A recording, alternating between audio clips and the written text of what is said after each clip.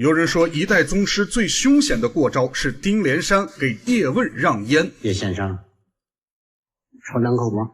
丁连山内功暗藏于电光火石之间，叶问用一招听桥巧妙化解。小生则认为此处与咏春听桥功夫无关。在金楼和先生瑞对弈中，叶问使用听桥是不用眼，只用耳听来辨别对手方位和动作的绝技，只做侦查，不可用于攻防。此处的比拼与叶问和宫保森的交手类似，丁连山是用内功逼住火劲，一般人是点不着这根烟的，而叶问同样以气御气，化解了火柴上的劲力，把烟点着。如果说有一些故弄玄虚，那宫二小姐的复仇就是拳拳到肉了。真正的绝招就是把简单的事情做到极致。有兴趣的朋友可以翻看小生之前的作品《师傅》。宫二赢叶问的一招叶底藏花就是借力打力，德父亲真传的一招老袁挂印是异曲同工。宫保森让马三回头，表面是劝他弃暗投明，不要做日军汉奸，实际是暗示他天外有天，如果马三一意孤行，自然会有人以他驾驭不了的绝招为宫家清理门户。日本配乐大师梅林茂在宫二复仇中改编了2首日本电影的主题配乐。宫二送葬时的 BGM 是改编自1985年日本电影其后的同名原声配乐 Moyo， 也译作从今往后。这里暗示了宫二奉道报仇的决心。火车站与马三的交手从老姜挥刀出鞘开始，这个鼓点和配乐是改编自2003年日本电影《人生异事传》中的经典 BGM 人生之狼。钢筋水泥与螺丝的震动，每一个升格镜头都代表两人以命相搏。满天的雪花，昏黄的灯光，伴随火车开动的蒸汽与烟土，渲染出悲壮的生死交锋。宫二制胜的一招正是父亲亲传的老袁挂印回首望。不知道看着张晋饰演的马三撞向疾驰的列车，蔡少芬女士会不会心如刀绞呢？但可以肯定，当张晋捧回第33届金像奖最佳男配的奖杯，他一定心花怒放了。此时最悲凉的莫过于奉道独行的宫二。很多人不理解，对于马三这种人神共弃的败类，人人得而诛之，何苦为了报仇奉独行道，不嫁人，不传艺，不留后呢？这就得说回了一代宗师的核心价值观，功夫武学的一横一竖。宫二能够看破第一层境界的胜负输赢，也迈过了第2层境界的规矩与人心。他的第3层境界，一横是人生一世，一竖是内心的痴迷。这里小生将2013和2015两版一代宗师结尾处宫二临终前的梦串联在一起，便能最终解读出这个女人的一横一竖。她的痴迷是与生俱来的天赋与坚持。我爹常说我这种人，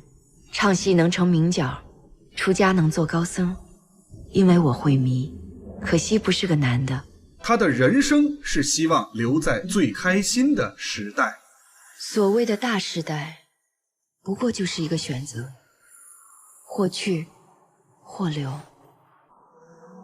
我选择了留在属于我的年月，那是我最开心的日子。如果不是动乱年代，他最开心的日子应该是与叶问的重逢，他的人生也将会有所不同。他坚守住了宫家的一切，也断送了宫家的延续。自此，宫家64手失传了。造化弄人，强如一代宗师，有时也未必流芳百世。嘴上说着无愧于心，心中真的无悔吗？我在最好的时候碰到你，是我的运气。可惜我没时间了。想想，说人生无悔，都是赌气的话。人生若无悔，那该多无趣啊！说句真心话，我心里有过你。喜欢人不犯法，